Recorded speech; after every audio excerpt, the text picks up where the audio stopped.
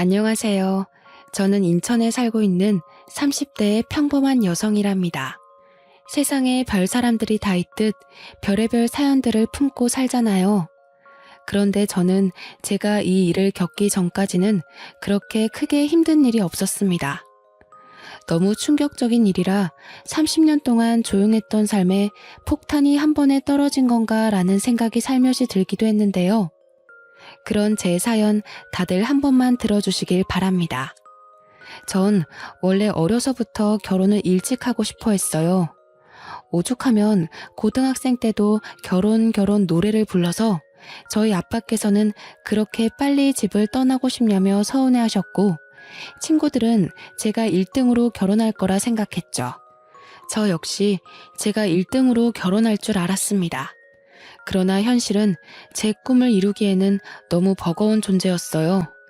늘 자연스럽게 만나서 연애하는 걸 좋아했던 편인데, 그러다 보니 결혼 상대로는 부족한 면들이 보였고 결국 헤어짐으로 이어졌습니다. 그들이 특별히 뭘 잘못했다기보다는 결혼까진 아닌 연애 있잖아요.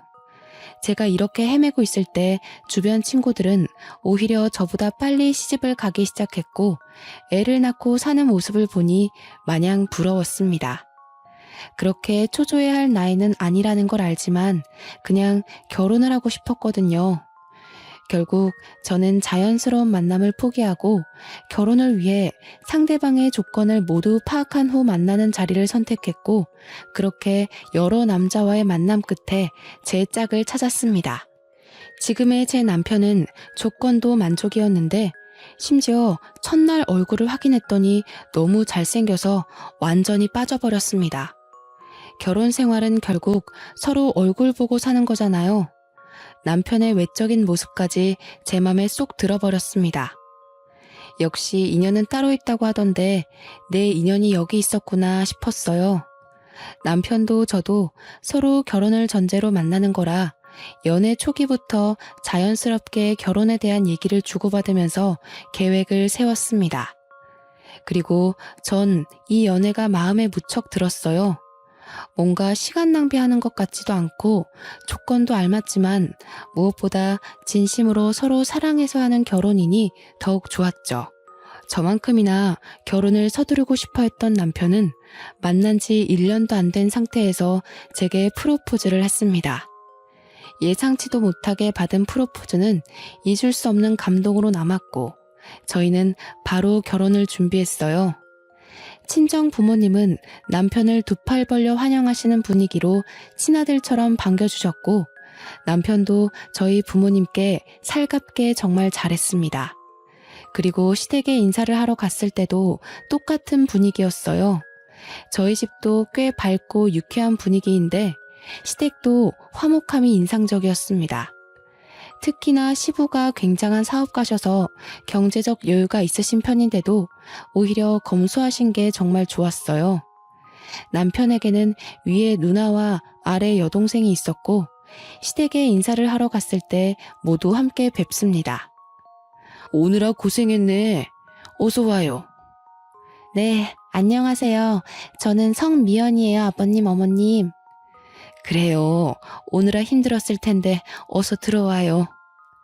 임금님 수라상 저리 가라 할 정도로 한상 가득 차려서 저를 환대해 주셨고, 좋은 분위기 속에 함께 식사를 했습니다. 처음엔 형식적인 대화들로 시작해서 슬슬 어색함이 풀렸죠. 그리고 시부께서는 제게 정말 마음에 쏙 든다며 첫 대면에 통과를 아주 통쾌하게 외치시며 배웅을 해주셨습니다. 양가에 모두 인사를 마치고 나니 결혼한다는 게 실감이 나기 시작하면서 양가 부모님 모두 저희를 좋게 봐주시니 다행이었어요. 이 얘기를 제 친구들에게 했었는데 몇몇 친구들은 더 살아봐야 안다고 말해주기도 했고, 몇몇 친구들은 시댁 제대로 만난 것 같다면서 부럽다고 하기도 했습니다. 제가 사람 보는 눈이 정확하지는 않지만 느낌상 시댁 잘 만난 것 같다는 생각을 하긴 했어요. 사실상 형님의 신우까지 있으면 조금 쉽지는 않죠. 그러나 제 결혼 생활은 그렇지 않았습니다. 결혼 후에 오히려 형님과 신우랑 따로 만나면서 데이트도 하고 그렇게 잘 지냈어요. 특히 형님은 저를 엄청나게 챙겨주셨습니다. 제가 자기 여동생 같이 느껴진다면서 혹시 살면서 어렵고 힘든 일이 있으면 무조건 형님께 털어놓고 의논하라고 말해주었죠. 마치 제게 친언니라도 생긴 것처럼 의지를 많이 했습니다. 시댁과 저희 신혼집이 차로 40분 정도 거리였고 결혼하신 형님네는 1시간 거리였어요. 그리고 미혼인 신혼애랑은 20분 거리로 가장 가까웠죠. 신우는 미혼이기도 하고 아직 젊어서 친구들과 시간을 많이 보내는 탓에 자주는 못 봤는데 1시간 거리에 사는 형님은 저랑 놀겠다며 그 힘든 거리를 왔다 갔다 해주셨습니다. 하도 저희 집 쪽으로 자꾸 오셔서 이번에는 제가 가겠다고 하면 절대 안 된다고 막으셨거든요. 그래서 정작 저는 형님네 동네에 못 가봤습니다.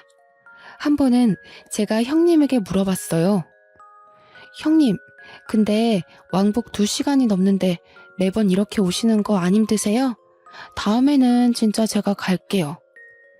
무슨 소리야. 옳게 힘든 거 하지 마. 나는 운전하는 것도 좋아하고 그래서 상관없는데 옳게는 여리여리한 게 꼭 힘든 일 하면 쓰러지게 생겼잖아.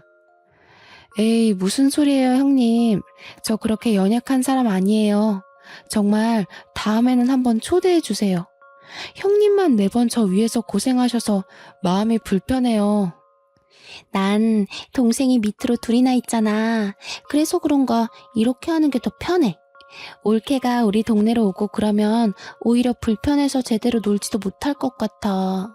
그니까 그런 거 신경 쓰지 말고 보자. 얼굴 보는 게 중요하지 누가 오고 가면 어때? 형님은 여장부 스타일에 정말 당차신 분이라서 안 친했을 때는 약간 무서웠는데 막상 친해지고 보니 이렇게 다정하신 분이었죠. 제가 힘들까봐 그게 싫어서 본인이 매번 저를 보러 오시던 분이셨고 올 때 또 빈손으로 오지도 않으셨습니다. 밑반찬이나 여자 몸에 좋은 것들을 막 사다 주시곤 했어요. 형님이랑 친해지면서 속마음도 들어볼 수 있었는데 제게 넌지시 말을 하더라고요. 옳게, 우리 부부 벌써 결혼 7년 차인가? 그런데 왜 애가 없는지 안 궁금했어? 그런 걸 뭘 궁금해요. 요즘 딩크 부부도 많고 부부 사생활인데 뭐하러 물어요, 형님. 고맙네. 나는 아기를 정말 낳고 싶었고 꼭 낳아야 했거든? 근데 3년 동안 애가 안 생기는 거야. 그래서 남편이랑 병원을 가서 검사를 해봤더니 내 자궁이 약해서 애를 못 갖는데. 말 그대로 불임인 거지. 의사한테 그 말 듣는데 너무 서글픈 거 있지? 그래서 남편이랑 그냥 둘이서 쭉 살기로 했어. 형님, 마음고생 심하셨겠어요. 아, 그때 생각하면 뭐 전부를 잃은 기분이었지. 실제로 전부를 잃은 것도 맞고. 그래서 나는 도준이가 결혼한다고 옳게 데려왔을 때 너무 기쁘더라고. 둘이 잘 살다가 자연스럽게 애도 낳을 거고 그럼 조카 생기는 거잖아. 난 진짜 조카한테 뭐든 다 해줄 거야, 옳게. 언제일지는 모르겠지만 태어날 아기는 좋겠네요. 형님, 정말 아픈 상처를 저한테 이렇게 꺼내주셔서 감사해요. 그간 왜 형님네는 아기가 없는지 살짝 궁금하긴 했는데 이날 형님의 말을 듣고 마음이 참 많이 아프더라고요. 또 한편으로는 부담 갖지 말라면서 말은 했지만 내심 조카를 얼마나 바라고 계실까 싶기도 했죠. 저희 부부는 아기를 늦게 가질 생각도 없었고 자연스럽게 가질 생각이었기 때문에 하루빨리 좋은 소식을 들려드려야겠다 싶었습니다. 저를 챙겨주는 좋은 마음은 형님뿐만이 아니었죠. 시부모도 정말 과했습니다. 명절이 되어 시댁에 가기라도 하면 제가 힘들까봐 오히려 형님과 신우에게 일을 시키고는 하셨죠. 자꾸 그런 모습들이 오히려 부담스러워 정말 괜찮다고 제가 하겠다고 나서면 남편까지 나서서 저를 쉬게 했습니다. 저 정말 괜찮아요. 다 같이 얼른 하고 쉬는 게 좋죠. 저도 할게요. 무슨 소리야. 얼른 방에 가서 쉬고 있어. 이런 거 젊어서부터 자꾸 하면 몸 상해. 그래, 옳게. 나랑 도희가 할 거니까 얼른 가서 쉬어. 아, 정말 괜찮아요. 그냥 같이 할래요. 어디 아픈 것도 아닌데 저만 왜 특별 대우를 받아요. 그게 우리 집안 룰이야. 며느리라고 막 부려먹는 거 난 딱 질색이야. 그니까 얼른 들어가서 쉬다가 저녁 먹을 때 나와. 상상도 해본 적 없는 시댁에서의 풍경이었습니다.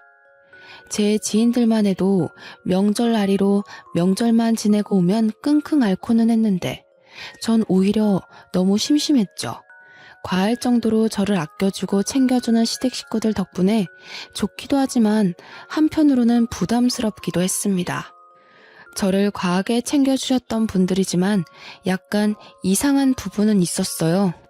형님은 제가 몸에 해로운 것이라도 하려고 하면 완전 태도가 돌변하셨습니다. 평소에 보지 못한 모습을 보이며 정색을 하더라고요. 형님과 데이트를 하다 가볍게 맥주 한 잔을 먹으려고 한 적이 있었죠. 그런데 형님은 갑자기 정색하면서 저를 말렸습니다. 옳게, 지금 술 마시려는 거야? 치킨을 먹는데 맥주를 안 마셔요? 전 당연히 맥주 한 잔 하는 줄 알았죠. 형님 드시기 싫으시면 음료수 드세요. 저는 시원하게 맥주 마시려고요. 무슨 소리야, 옳게. 내가 맥주를 마시고 옳게는 음료수를 마셔야지. 아직 아기도 안 낳은 사람이 몸 관리 안 하는 거야? 그러다 큰일 나. 형님, 맥주 한 잔 먹는다고 무슨 큰일이 나요. 평소에도 마시는데요. 평소에도 마신다고? 그러지 마, 옳게. 몸 관리는 똑바로 해야 해. 그러다 나처럼 애 못 가지면 정말 어쩌려고 그래. 그걸 원하는 거야? 네? 그건 아니지만. 형님, 혹시 화나신 거예요? 나 지금 화났거든? 몸 관리 좀 잘해줘. 다 큰 성인이 맥주 한 잔을 마신다고 화를 내는 걸 보고 황당했습니다. 제가 임신 중에 마시는 것도 아니고 심지어 임신 준비를 하고 있는 것도 아닌데 너무 과하지 않나 싶었죠. 이때부터 형님의 행동을 유심히 보게 되었어요. 그렇게 유심히 보니까 형님이 제게 과하게 막는 것들이 있다는 걸 알았죠. 너무 자극적인 음식이나 건강에 해로운 음식들은 절대 먹지 못하게 했고 형님이 해다 주는 반찬이나 먹자고 하는 음식들은 전부 산모에게 좋은 음식이나 여자에게 좋은 음식이었습니다. 물론 가볍게 생각하면 임신을 생각하고 있는 저를 위해서 노력해 주신다고 생각할 수 있지만 결코 가볍게 생각할 수 있는 문제가 아니었죠. 왜냐면 시모도 가만히 있는데 왜 형님이 나서서 임신 압박을 은근히 주는 건지 모르겠더라고요. 이게 말로만 듣던 임신 압박이구나를 내심 깨닫게 되었습니다. 평소에는 천사 모습을 한 형님이셨지만 저렇게 제가 본인의 뜻에 어긋난다 싶으면 완전히 정색한 호랑이로 돌변하고는 했죠. 그런 모습들이 점점 불편해지기 시작할 때쯤 아니나 다를까 형님은 대놓고 제게 물어봤습니다. 옳게, 그나저나 아직 소식은 없는 거야? 네? 어떤 소식이요? 어떤 소식이냐니. 당연히 임신이지. 아, 네, 아직 없죠. 왜 아직 없어? 한참 불타오를 신혼인데. 아직 없으면 문제 있는 거 아니야? 그런데 그렇게 천하태평하게 있는 거야? 형님, 저희 결혼한 지 이제 2달 조금 넘었어요. 아직 걱정할 정도는 아니잖아요. 무슨 소리를 하는 거야. 젊은 사람들은 혼전 임신에 허니문 베이비로 바로 임신하는 마당에 가만 보면 옳게는 너무 안일하게 생각하는 것 같아. 그런 게 아니라 아직 그렇게 급하지가 않아요. 이 사람도 그렇고 저도 그렇고. 그건 옳게 생각 아니야? 옳게가 자꾸 그렇게 생각하고 말하니까 정작 도준이는 그런 마음이 아니어도 말 못하는 거 아니냐고. 형님, 그런데 왜 화를 내세요? 제가 뭘 잘못한 건가요? 임신을 하는 건 저희 부부가 선택할 일이고 저희끼리 알아서 하겠다고 분명 말씀드렸는데 매번 왜 그러세요? 저 형님이 자꾸 이러시는 거 너무 불편해요. 옳게. 불편이고 뭐고 지금 그게 중요한 게 아니야. 내일 나랑 어디 좀 가자. 오후에 시간 꼭 비워도. 형님은 제게 임신을 아직도 안 했다며 대놓고 화를 내셨어요. 과연 이게 맞는 상황인가 싶었습니다. 저는 이날 집으로 돌아와서 아무리 생각을 해봐도 형님의 태도를 이해하긴 어려웠고 남편에게 전부 솔직하게 말했어요. 여보, 형님이 자꾸 나한테 임신하라고 압박을 줘. 한두 번도 아니고 술 마시면 몸 관리 안 한다고 뭐라고 하고 조금 매운 거 먹어도 뭐라고 하시는데 처음에는 그러려니 했거든? 근데 이게 계속 쌓이고 쌓여서 이상하다 싶었는데 오늘은 대놓고 화를 내더라니까? 대체 형님 왜 그러셔? 당신이 이해 좀 해줘. 그래도 누나가 당신 끔찍하게 생각하고 챙겨주잖아. 누나는 애를 엄청 원했는데 불임으로 애 못 나온 거 알잖아. 그러니 조카가 보고 싶겠지. 그 과한 마음이 당신을 힘들게 했나 보다.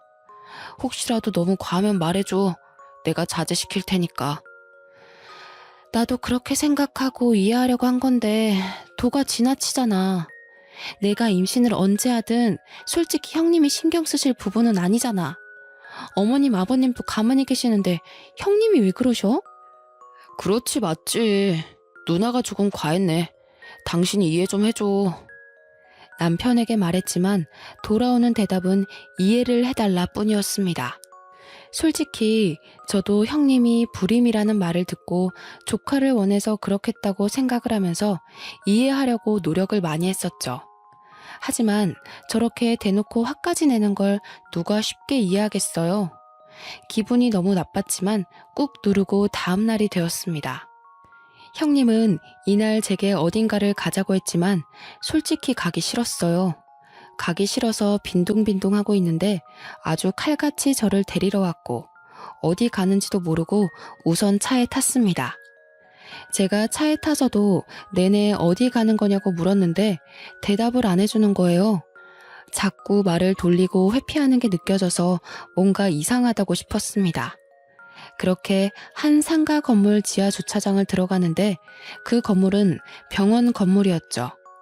얼핏 산부인과를 본 것 같아서 제가 혹시나 하는 마음에 차에서 내리지 않고 물어봤습니다. 형님, 설마 지금 산부인과 가는 거예요? 산부인과 가는 거 맞는데? 여기가 내 지인이 의사야. 그래서 잘해줄 거야. 걱정하지 말고 얼른 가보자. 자연 임신이 어려운 거면 빨리 시험관이든 뭐든 해야지. 그렇게 넋 놓고 있을 때가 아니거든. 형님, 정말 뭐 하시는 거예요? 저랑 의논도 안 하시고 병원을 데려오세요. 지금 이거 너무 선 넘는 행동인 거 아시죠? 정말 많이 참으려고 노력하고 있는데 오늘은 도저히 못 참겠네요. 검사를 받더라도 제가 알아서 받을 거니까 제발 저희 부부 일에 신경 좀 꺼주실래요?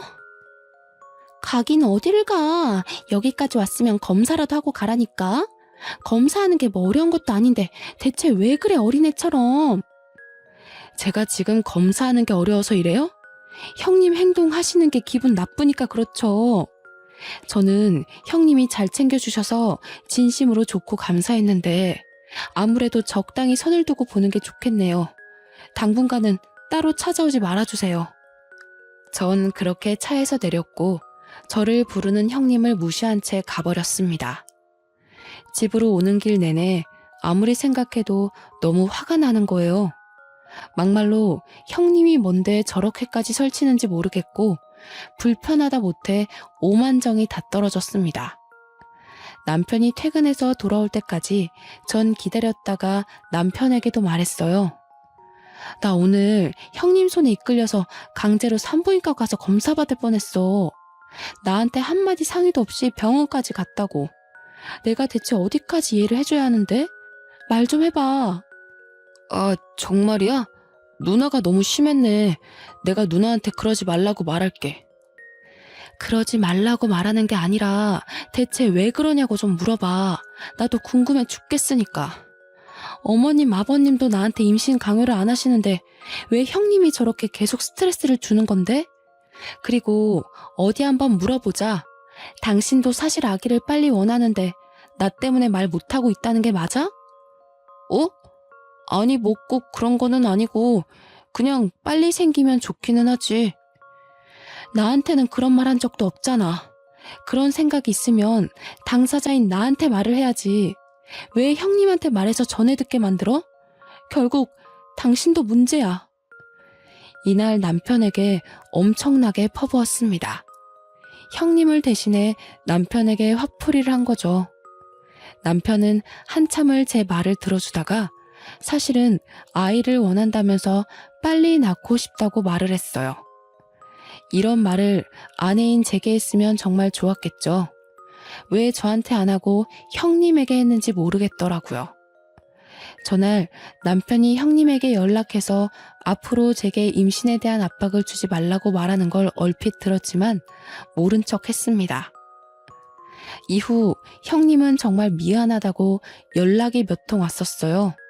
조카를 너무 원했는데 아무래도 본인의 방식이 잘못이었다며 사과를 한다고 했죠. 우선 사과를 받아줄 거지만 적당히 거리를 뒀으면 좋겠다고는 말했습니다. 예전처럼 너무 자주 만나는 건 원치 않는다고 말했어요. 이 말을 잘 포장해서 돌려서 말을 했고 형님도 알겠다고 하셨죠. 이미 제대로 정이 떨어졌고 불쾌함을 너무 느낀 상황이라 예전 사이로는 절대 돌아갈 수 없다고 생각했습니다. 또 형님의 진짜 모습을 봐버려서 그런가 더욱 예전처럼 지내기 싫었어요. 형님이 보고 싶든 보기 싫든 시댁에 가야 하는 명절은 돌아오고 형님이 싸운 후 처음 맞이하는 명절이 되어 시댁에 갔습니다. 여전히 저를 공주 대접해 주셨지만 이제는 제가 완강하게 나서서 일 꼭 하겠다고 그렇게 하지 마시라고 불편하다고 했죠. 그런 제 모습에 오히려 시댁 식구들이 다 놀랐지만 괜히 꼬투리 잡힐 일은 하지 않는 게 좋겠다고 생각했습니다. 그렇게 전도 붙이고 음식을 만들다가 옷에 계란물을 흘려서 갈아입으려고 방에 갔죠. 저희 시댁이 2층 집이고 저희가 가면 2층을 사용해요. 옷을 갈아입고 2층에서 1층으로 내려오는데 1층에서 형님과 남편 그리고 신우가 다투는 소리가 들렸습니다. 시모와 시부는 방에 들어가서 쉬고 계셨거든요.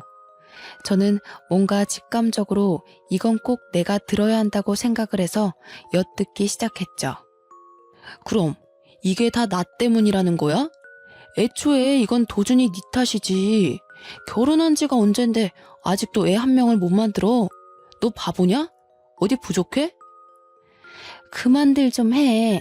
다 들리겠다고. 엄마 아빠도 그렇고 새언니도 들으면 어쩌려고 그래 정말?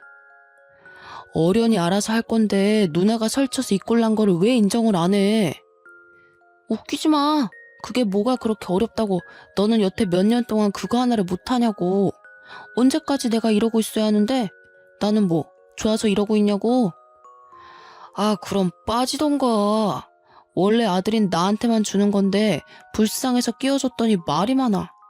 내가 경고하는데 누나 설치지 마. 한 번만 더 설쳐서 일 키우면 누나는 국물도 없어. 아 그만들 좀 하라고. 기다려봐. 내가 망 보고 올게. 딱 봐도 내용이 이상한 대화였고 신우가 망을 보고 온다는 말에 전 다시 계단을 올라갔습니다. 그리고 자연스럽게 내려오는 척 했어요. 마주친 신우에게는 뭐 가지러 가냐고 물었고 저를 보고 깜짝 놀란 신우는 어색하게 그렇다며 올라갔습니다. 내려와서 아무렇지 않게 음식을 하는데 아무리 생각해도 저 대화에 대해 너무 물어보고 싶었죠. 그러나 물어본다고 대답해줄 사람들은 아니었기에 머리를 굴려봤어요. 분명히 뭔가 있구나 싶었습니다. 제가 음식을 하는 와중에도 제 눈치를 살짝 보는 형님과 남편의 시선이 느껴졌지만 애써 무시하며 음식을 했어요. 다 끝낸 후 다 같이 저녁을 먹는데 갑자기 형님이 이상한 말을 꺼냈습니다. 우리 엄마랑 아빠는 좋겠네. 며느리가 하지 말라고 해도 직접 이렇게 맛있는 명절 음식도 해주고. 좋기야 한데 정말 괜찮으니까 다음부턴 하지 마. 힘들어. 그래 세아가. 여기 식구가 몇인데 너까지 고생하니? 거봐. 들었지 올케? 다음부터는 안 해도 괜찮아. 올케는 이런 거 하지 말고 예쁜 손주를 안겨줘야 진짜 효도하는 거지. 그렇지? 아유, 그럼 바랄 것도 없지. 내가 지금 이 나이에도 아직 버티고 있는 이유가 태어날 손주한테 한 푼이라도 더 주려고 그러는 건데. 그러게, 생각해보니 너희는 여태 소식이 없니? 병원은 가본 거야? 몸에 문제 있는 거 아니야? 아, 저희 아직 젊고 병원까지는 안 가봤어요. 조금 더 노력해보고 그래도 안 생기면 같이 병원 가볼게요. 젊다고 생각할 문제가 아니야, 세아가. 요즘 식습관에 환경 문제까지 겹쳐서 젊은 아가씨들도 불임이 얼마나 많은데 그걸 가볍게 생각하고 있었어? 조금 실망인데. 하루빨리 병원 가서 결과 알려주도록 해. 내가 다른 건 다 세아가 너 편하게 해주지만 이 문제는 쉽게 넘어갈 게 아니야. 네, 알겠습니다. 딱 봐도 병원 가서 검사시키려는 형님의 속셈이 보였죠.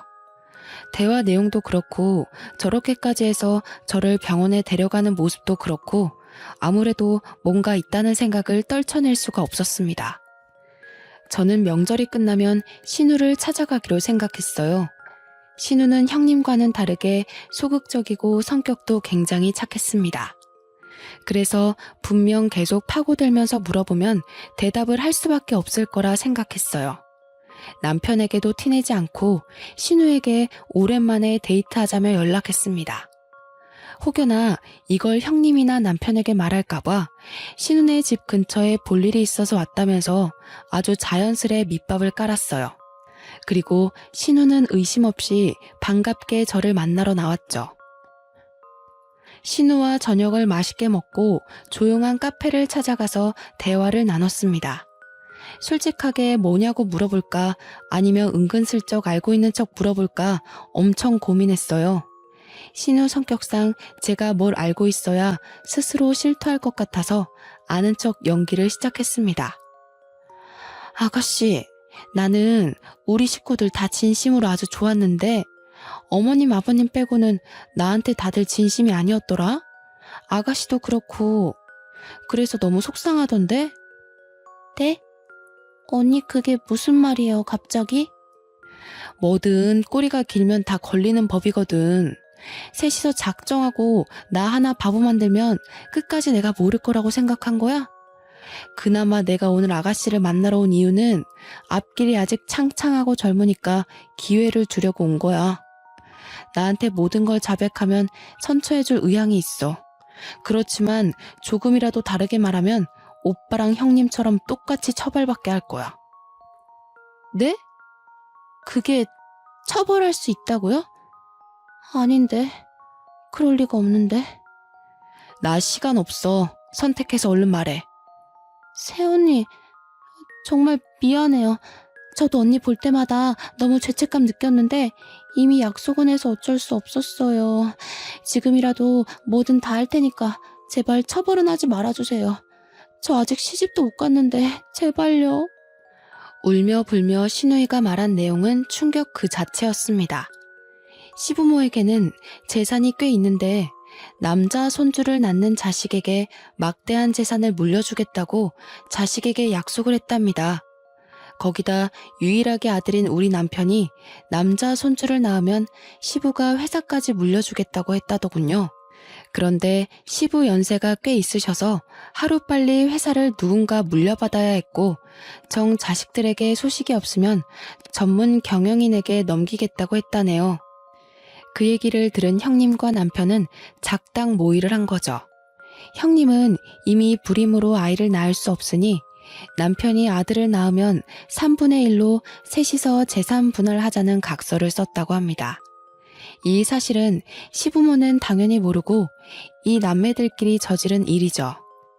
상황이 이러니 당연히 제가 빨리 아이를 가져야 했고, 형님은 소식이 없는 제가 혹시라도 본인처럼 아이를 못 가질까봐 검사까지 시키려고 했던 겁니다. 전 이 사실을 알고 너무 소름이 끼쳐서 말을 못하고 있었어요. 그런데 이게 끝이 아니었죠.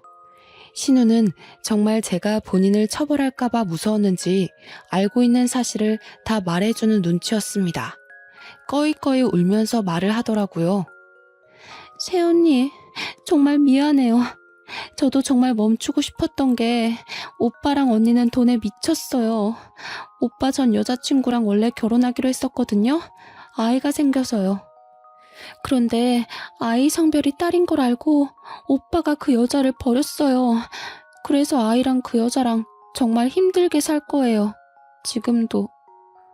뭐라고? 진짜 너네 사람이 아니구나. 그걸 알면서도 눈 감아준 건 결국 아가씨 너도 공범인 거야. 알아? 아무리 돈이 좋고 각서를 썼더라도 가족이니까 그만하라고, 이건 멈춰야 한다고 말렸어야지. 그런데 나한테까지 피해를 주려고 해? 미안해요, 정말로. 언니는 그 전 여자친구가 꼴나기 전에 얼른 떠나요. 그냥 내가 해줄 수 있는 말이 이것뿐이에요. 그리고 저희 부모님한테는 비밀로 해줘요. 부모님 아시면 저희 죽어요, 정말. 우선 아가씨가 나한테 말한 거 알면 형님이랑 남편이 가만 안 둘 거야. 나도 모른 척하고 있을 테니까 아가씨도 당분간은 모른 척해. 혹시라도 신우가 형님과 남편에게 자백했다고 말해서 일이 틀어질까봐 입단속을 시켰습니다. 모든 사실을 알고 나니까 너무 충격적이라서 그런지 입이 다물어지지도 않더라고요. 충격이 커서 남편과 한 침대에서 도저히 함께 잘 자신이 없어서 일이 생겼다 말하고 그날은 호텔에 가서 혼자 하루를 보냈습니다. 밤을 새우면서 많은 생각을 했는데 그 전 여자친구라는 사람을 찾아서 꼭 만나야겠더라고요. 그래야 정확하게 알 수 있을 것 같았죠. 그런데 이상하게 걸어다니는데 속이 울렁거리고 자꾸 몸이 나른한 게 잠을 미친 듯이 잤어요. 아무래도 스트레스를 과하게 받아서 그런 거겠지 생각하고 넘겼는데 순간 설마 하는 생각이 들었죠. 혹시나 하는 마음에 테스트기를 해봤는데 2줄이 나와버렸습니다. 하필 이 타이밍에 임신 사실을 알게 되니 막막해서 테스트기를 종류별로 한 6개를 해본 것 같아요. 가장 정확한 건 아무래도 병원을 가봐야 하는 거니 바로 병원을 가봤죠. 주수가 짧아서 아직 성별은 확인이 불가했지만 임신이 맞았습니다. 저는 그냥 그날 바로 남편에게 말했어요. 나 임신이래. 오늘 병원 갔다 왔어. 뭐? 그게 정말이야? 성별은? 아들이래? 무조건 아들이어야 하는데? 당신 정말 웃긴다. 왜 아들이어야 하는데? 임신을 축하해줘야지 성별을 따지고 들어? 왜? 딸이면 어쩔 건데? 지우려고? 어? 에이, 왜 그래? 당신 임신했다고 벌써 예민한 거야? 무조건 아들을 낳아야지. 내 아빠 말 못 들었어? 아들이 태어나야 딱 물려받을 거 다 받고 그러지. 자기 전에 하늘에 빌고 또 빌어야겠다. 무조건 아들, 제발. 딸이면 어쩔 건데? 딸이면 솔직히 난 낳기 싫어. 그냥 지우고 다시 가져야지 뭐. 생명이 무슨 장난이니? 소름 끼친다 당신. 태어나서 환영 못 받을 바에는 기억도 없을 때 없어지는 게 맞지. 너 같은 게 왜 태어났을까?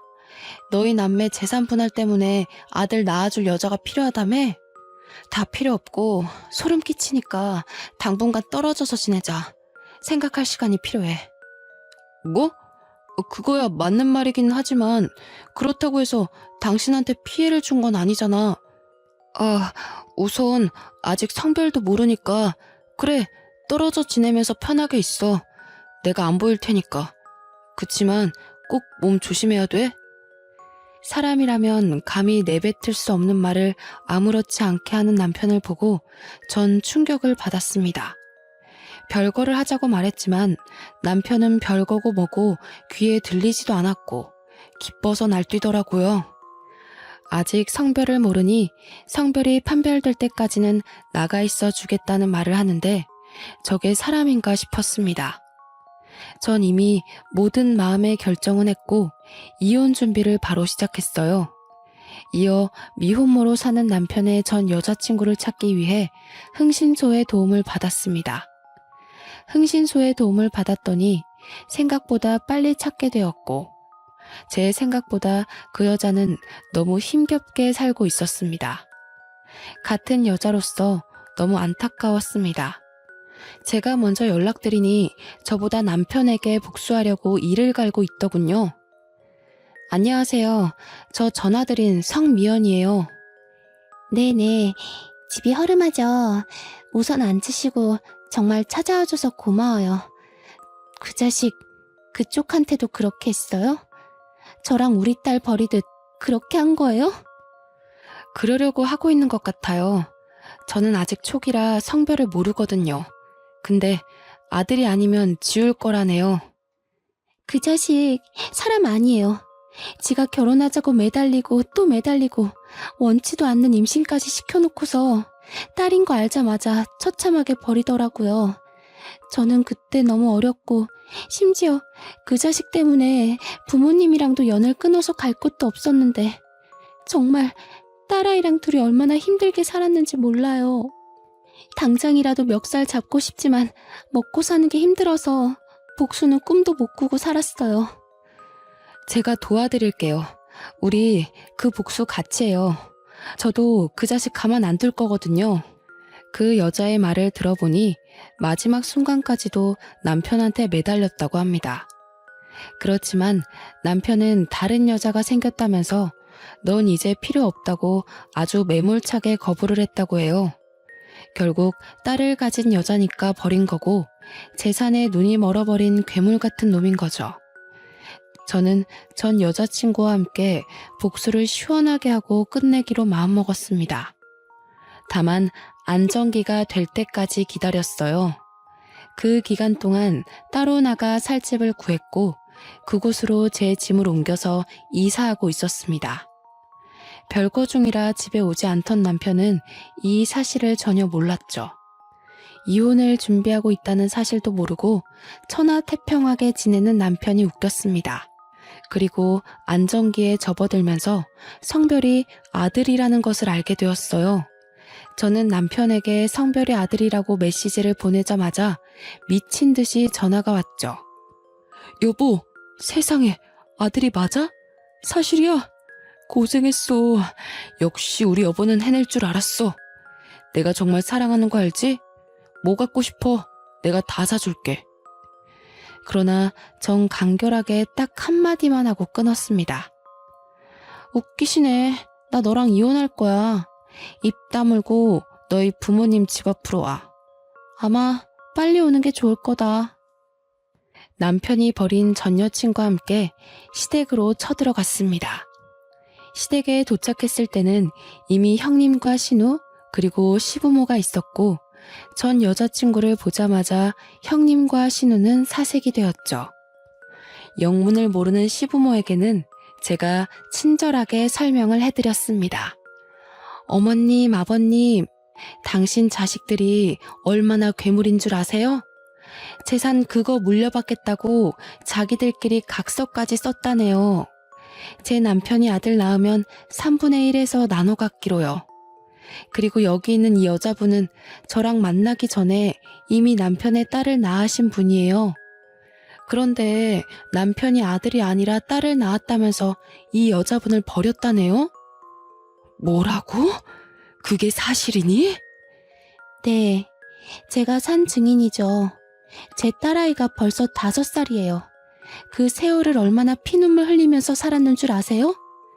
아무리 돈이 좋다고 해도 그렇지. 어떻게 그럴 수 있냐고 어떡해. 그 나쁜 자식 때문에 나랑 내 새끼는 매일 피눈물 흘리면서 살았는데 아직도 이러고 살고 있네요. 당신 아들은 돈에 미쳤다고요. 저한테 형님은 그러셨죠. 애 빨리 낳으라고 압박 주셨고 술도 한 모금 못 마시게 하고 마치 겉으로는 저를 무척 아끼는 척하면서 사실은 애 빨리 갖게 하려고 참 애 많이 쓰셨죠? 그런데 어머님, 아버님, 이 사람이 저 임신했다는 말 하자마자 뭐라 한 줄 아세요? 아들 아니면 지우고 다시 갖자던데요. 딸이면 낳을 필요가 없다고요. 그래서 저 이혼할 거예요. 제 말이 끝나자마자 시모는 뒷목 잡고 쓰러졌고 뒤늦게 도착한 남편은 전 여자친구를 보자마자 막 쫓아내려고 했습니다. 그걸 제가 말리고 있는데 시부가 남편의 멱살을 잡고 확 끌어서 뺨을 때리며 말했어요. 정신 차려. 네가 사람이냐? 내가 그런 뜻으로 너희한테 말한 줄 알아? 나는 괴물 새끼들한테는 돈 한 푼 줄 수 없다. 당장 내 집에서 나가! 이 말을 들은 남편은 저 때문에 모든 게 망했다면서 제 뺨을 때리더라고요. 그래서 저도 어이가 없어서 급소를 확 발로 차주면서 말했죠. 웃기고 있네. 야, 너 같은 건 씨 뿌릴 자격도 없어.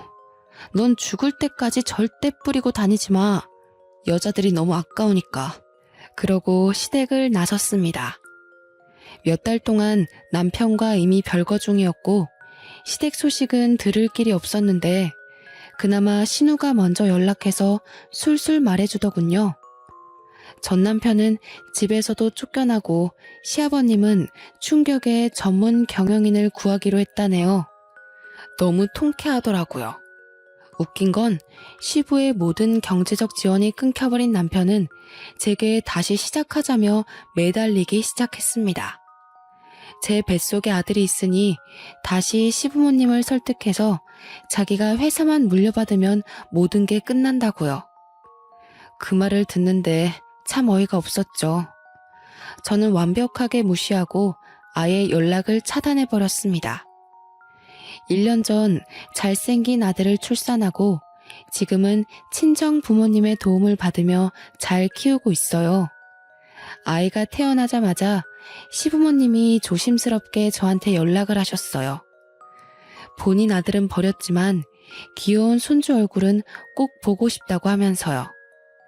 그 마음이 이해가 안 되는 건 아니었기에 지금은 전 시부모님과는 왕래하며 아들 얼굴도 보여주고 있어요. 아버님은 우리 아들이 커서 경영에 관심 있다고 하면 언제든 회사를 물려준다고 장난처럼 말씀하시더라고요. 저는 돈에 눈이 멀었던 전 남편과는 다른 사람이기에 그런 농담 하시지 말라고 하셨습니다. 지금은 아들 키우는 재미로 살고 있어요. 어찌나 하루하루 쑥쑥 크는지 한시라도 눈을 뗄 수가 없을 정도로 귀엽더라고요. 아, 그리고 남편의 전 여친분도 시부모님이 책임지고 좋은 집으로 이사도 해주셨고 모자란 생활비도 지원해 주신다고 그러더군요. 시부모님은 착하신데 어떻게 그 핏줄에서 악마 같은 전 남편이 태어났나 아직도 모르겠어요. 그래서 저는 아들을 키우면서 돈이 전부가 아니라는 것을 제대로 가르쳐 줄 생각입니다. 제 사연을 읽어주신 분들도 모두 행복하시길 바라며 마무리할게요.